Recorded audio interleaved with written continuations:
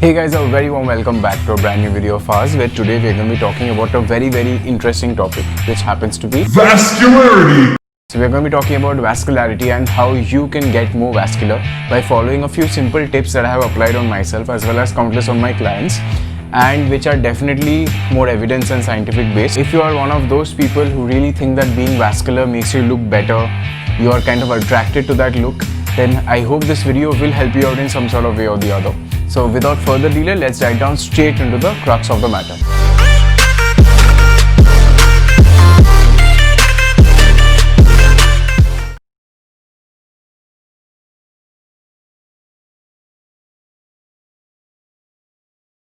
First, let us understand what are veins. So what are these protrusions from the skin that are primarily present in muscular men, or say in people who are not essentially that fat? So what are they? What are veins? What is vascularity? Let's first understand that. Basically, veins are a very important part of our human body, which carries out deoxygenated blood from the cells to the heart, where fresh blood comes in via the arteries into those cells and then again gets oxidized, and then those deoxygenated blood flows back into the heart. Vascularity essentially proves nothing about your fitness levels. So it's more to do with the superficial things, and if you're someone who does not like this look, then this video ain't for you. I'm sorry. As for me personally, I love it. I have been quite lean throughout my teenage years as well as early adulthood. I have always had a decent amount of veins like this. Okay, now getting straight down to the 5 key points, the very first point that matters is your body fat levels. So it's very obvious that body fat plays a very vital role in the way you look. So definitely getting your fat levels down at least below 12 to 11% will help you to show your veins a lot better. There are two types of fat. One is visceral and another one is subcutaneous. So here we are specifically talking about subcutaneous fat, although there is no said way to reduce specifically subcutaneous fat in a workout program. Once the fat that is there underneath the layer of your skin starts reducing, your veins will become more and more prominent. So this happens with a combination of training as well as nutrition. Nutrition in this very point is the key factor. So if you're someone who really likes the look of like being vascular, if that appeals to you, then you need to take care of your nutrition. If not, then it's going to be a pathetic scenario and probably you'll never get to see the veins the way you want to. So definitely keep that in mind. Now moving on from the very obvious point, the next one is something quite interesting that is not essentially under your control. That happens to be the weather. That is the ambient temperature that you're surrounded by. So at least here in India, or specifically talking about Kolkata, so Kolkata is a city where the temperature is quite hot and humid during the summer times at least.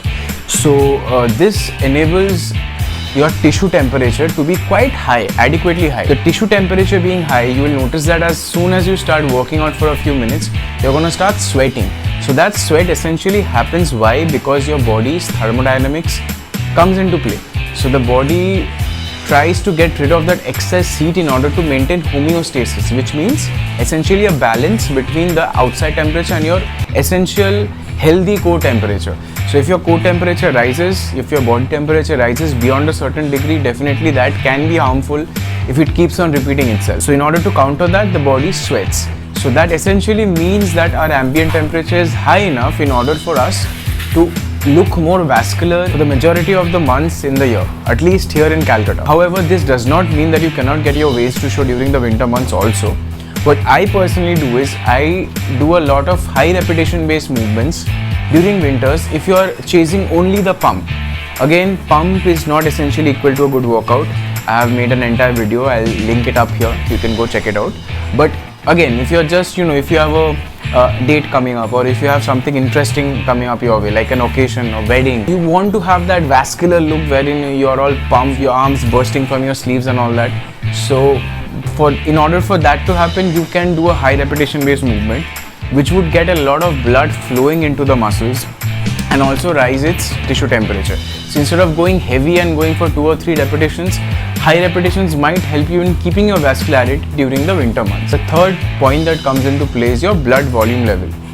So blood volume is essentially determined by your hydration levels. If you're only drinking water when you're thirsty and not getting in enough throughout the day, at least 4 to 5 liters a day, that's the minimum you can do, I guess. So that wouldn't really put you in an ideal situation wherein you would be able to have that sufficient blood volume levels in order for you to appear more muscular than you already are. What will happen if you're not properly hydrated is that you won't get that blood volume level to its optimal potential, wherein your veins can fill up with the added blood volume that you would have had otherwise if you were hydrated. As simple as that. You will be amazed to the amount of vascularity you might gain from it. Okay, now moving on to the fourth point. This is something very interesting and something that I at least didn't have to worry throughout my life, but a lot of my friends and clients and people who I know have to.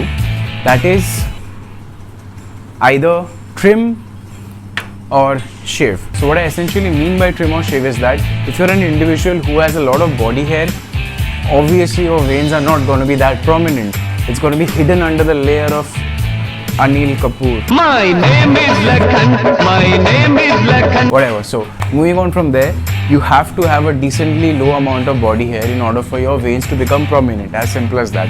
So if you are an individual who has a lot of body hair, get that in check and be amazed to see the amount of vascularity that pops out throughout your body. Last but not the least, the very fifth point, which is going to be tied up with another bonus point, is that have carbs. Ingest carbohydrates. Don't be scared of carbohydrates.